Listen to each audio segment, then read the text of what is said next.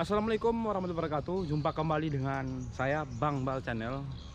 Hari ini kita akan mengupas sejarah jejak etnis Tionghoa di kota Pariaman.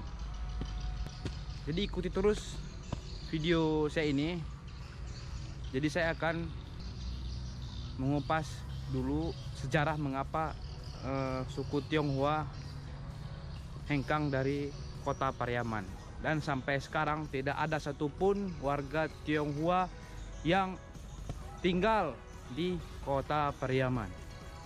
Jadi yang tinggal sekarang ini cuman bekas bangunan sama kuburannya. Jadi mari kita sama-sama kita ikuti video ini. Keturunan Tionghoa atau Cina dikenal ada di mana saja. Di mana bumi membentang pasti ada Cina.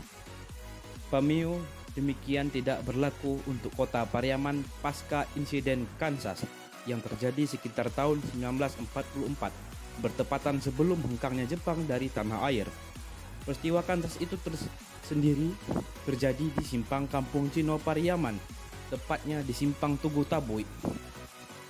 Insiden Kansas adalah peristiwa pembunuhan terhadap beberapa orang penduduk keturunan Tionghoa di Pariaman karena sesuatu alasan. Kansas dalam artian kanso adalah alat yang digunakan untuk menggorok, bisa disamakan dengan jenis logam seng tebal. Terdapat pada beberapa kaleng kanso yang digunakan saat itu diambil dari bekas kaleng roti.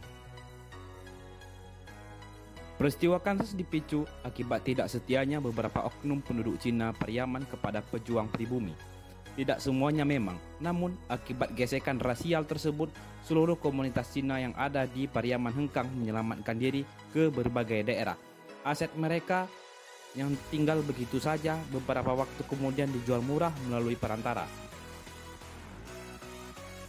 Sebelum peristiwa tersebut, komunitas Cina sangat ramai di Pariaman. Mereka punya pandam pekuburan tersendiri yakni di belakang Makodim 0308 Pariaman. Masyarakat Tionghoa di Pariaman sudah ada sejak zaman Belanda. Mereka yang ada di Pariaman umumnya para pedagang, pemilik pabrik roti, pabrik sabun, hingga distributor rempah-rempah dan kebutuhan sehari-hari atau kumango. Tempat sembahyang Cina di Pariaman terletak di Simpang Tabui yang sekarang persis berada di deretan Toko Ali.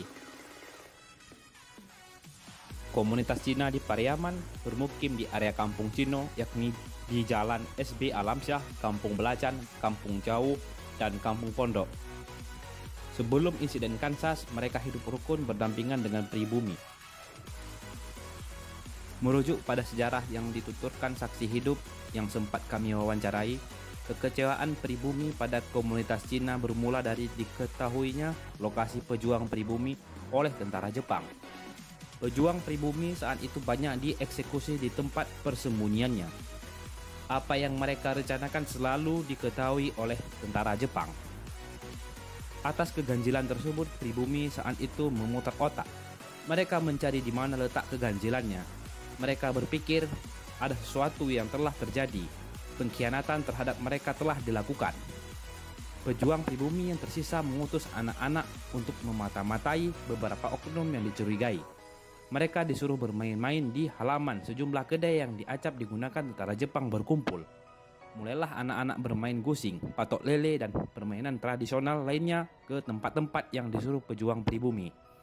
Usaha tersebut ternyata berhasil. Salah satu kedai kopi milik non-pribumi Cina di Kampung Belacan dikupengi pembicaraannya.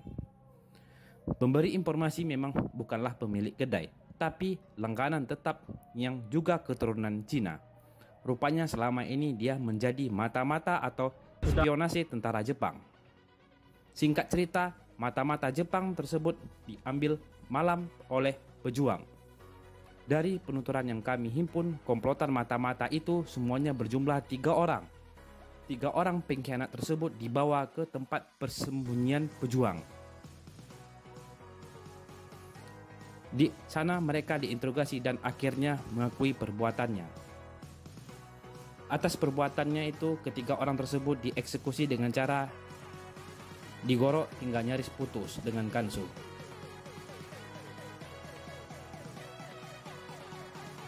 Disinilah makam warga Tionghoa, tepatnya di belakang Makodim 0308 Pariaman dan di depan gedung Samsat Kabupaten Padang Pariaman.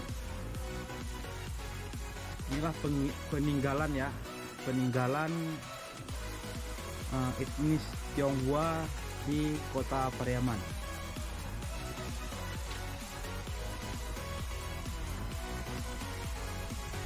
Tidak tahu jumlah kuburannya ya, tetapi di sini ada tiga kuburannya.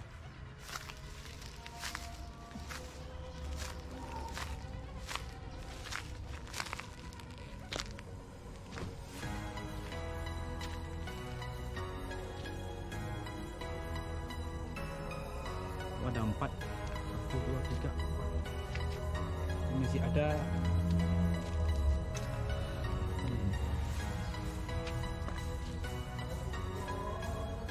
Bekas apanya ini, bakar-bakaran.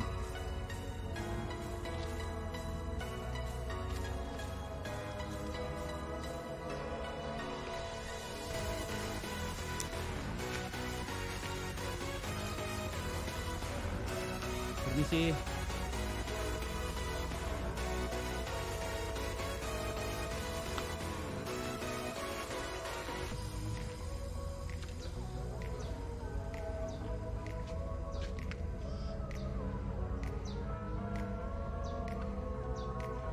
Jadi ini ada salah satu kuburan ya, yang saya tengok ini wafatnya tahun 1934. Jadi berarti sudah lumayan lama ya.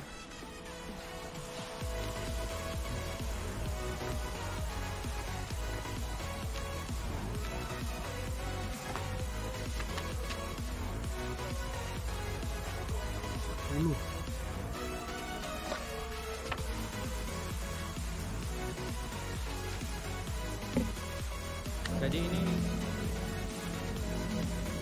inilah kuburannya. Di bawah ada lagi tuh dua kuburan lagi. Itu tidak terawat kuburannya, mungkin keluarganya sudah banyak yang meninggal ya.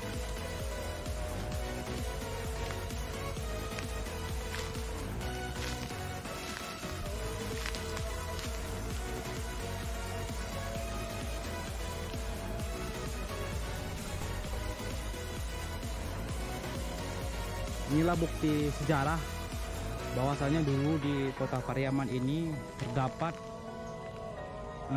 etnis Tionghoa yang dulu pernah menjadi warga kota Pariaman.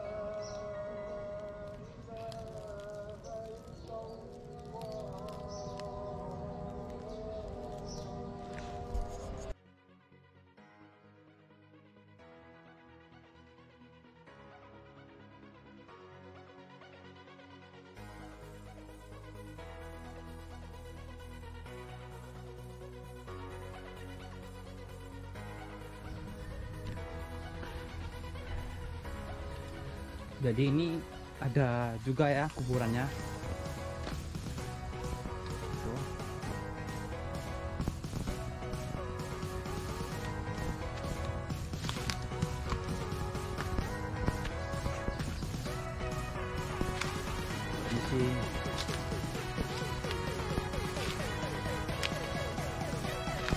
Ini tanaman jagung sama warga sekitar.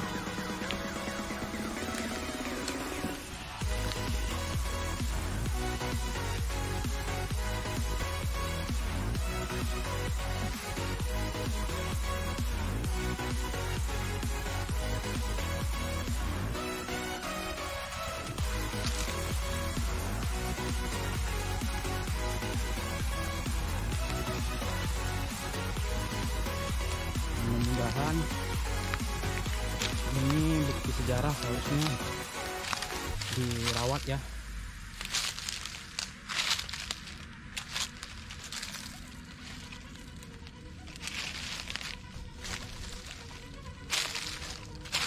Di sana masih ada lagi, teman-teman. Cuman tidak bisa saya ke sana. Di sana banyak kali semak-semak, tidak bisa dijangkau.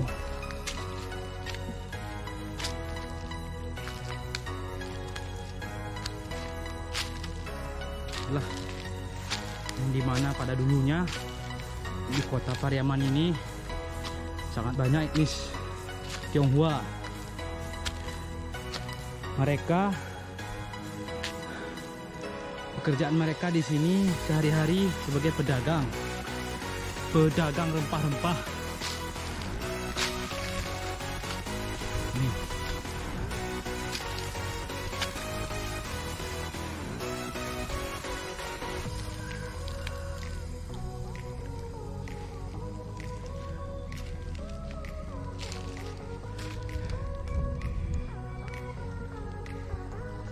Kampung Pondok.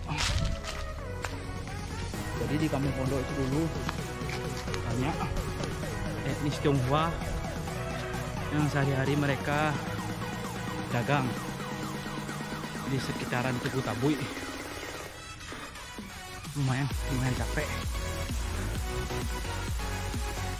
Ini tempat ini di atas ini banyak ya kuburannya. Sudah ditumbuhi sama pepohonan.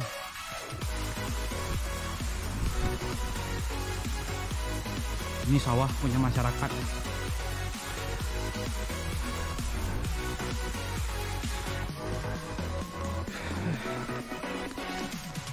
Ya.